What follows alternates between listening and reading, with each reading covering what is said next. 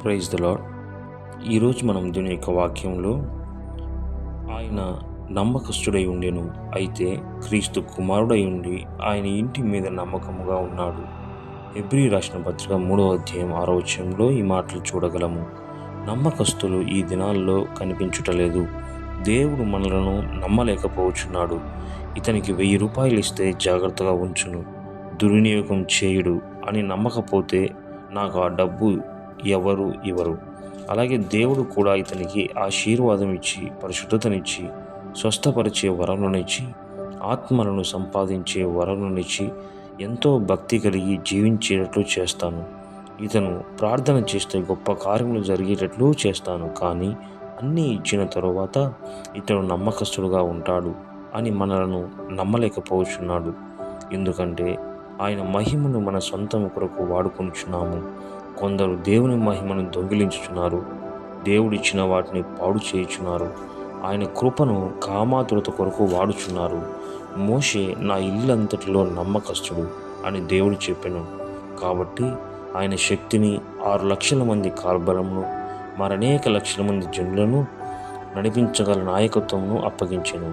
పేతురు యోహానులో నమ్మకస్తులుగా ఉన్నందున సర్వాధికారములను, స్వస్థపరచు శక్తిని, అద్భుతములు చేయు శక్తిని ఇచ్చెను. మరి మనం నమ్మకస్తులమా?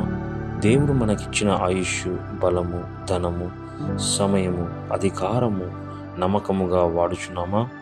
మన ప్రభువు ఈ లోకంలో జీవించినప్పుడు తండ్రి పంపిన పని పట్ల నమ్మకస్తుడై ఉండెను. నా తండ్రి పనుల మీద నేను ఉండవద్దా? నా తండ్రి పని చేయుటే నాకు ఆహారం అన్నట్లు జీవించెను. కానీ ఈ లోకంలో ఆస్తులను, అధికారమును సంపాదించుకున్నటకు ఆశించలేదు. తన అధికారమును దుర్వినియోగం చేయలేదు. కొద్దిలో నమ్మకముగా ఉన్నవారికి దేవుడు ఎక్కువ అప్పగించును. మిక్కిలి కొంచెంలో నమ్మకముగా ఉండువాడు ఎక్కువలోనూ నమ్మకముగా ఉండును. మిక్కిలి కొంచెంలో అన్యాయంగా ఉండువాడు ఎక్కువలోనూ అన్యాయంగా ఉండును. కాబట్టి మీరు అన్యాయపు సిరి విషయంలో నమ్మకంగా ఉండని యెడల సత్యమైన ధనమును ఎవరు మీ వశము చేయును?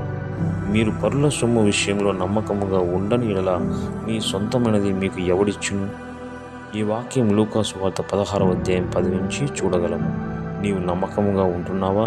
నీ సమయాన్ని, నీ డబ్బును నేను నమ్మకముగా నీ ప్రభువు కొరకు వాడుచున్నావా? ఆయన కుమారుడై ఉండి నమ్మకస్తుడై ఉండెను. అపనమ్మకత్వం అనేది దేవుని దృష్టిలో పాపమే. అపనమ్మకత్వం అనేది బహుఘోరమే.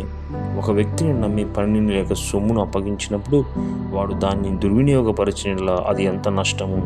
అందుకే అపనమ్మకస్తుడైన వారు అపవాదితో పాటు అగ్నిగుండమునకు వెళ్ళవలసినదే. కనుక మనము దేవుని పట్ల, ఆయన కార్యముల పట్ల నమ్మకస్తులుగా ఉండి నమ్మకమైన మంచి దాసుడు అని ప్రభువు ఇచ్చినటువంటి మెప్పును పొందుదాం. ఈ మాటలు దేవుడు దీవించి ఆశీర్వదించును గాక. ఆమేన్.